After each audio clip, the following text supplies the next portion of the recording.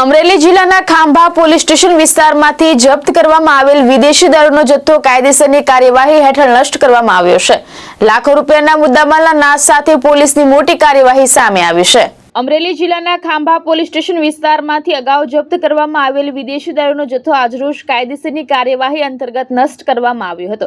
આ કાર્યવાહી દરમિયાન કુલ 12,845 બોટલોનો જથ્થો અંદાજિત ₹59,95,871 ની કિંમતનો મુદ્દામાલ નાશ કરવામાં આવ્યો હતો।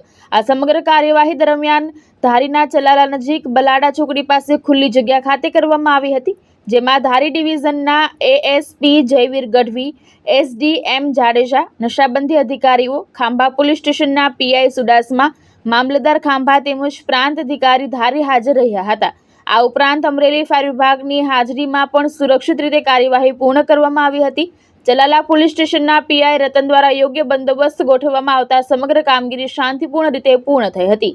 આજ રોજ ધારી ડિવિઝનના ખાંભા પોલીસ સ્ટેશનના જે પ્રોહિબિશનનો મુદ્દામાલ છે એની નાશની કામગીરી રાખવામાં આવેલી છે, જેનામાં માનનીય એસડીએમ ધારી સાહેબ, ખાંભા પીઆઈ અને જે પ્રોહિબિશન અધિકારીઓ છે હાજર રહેલા છે।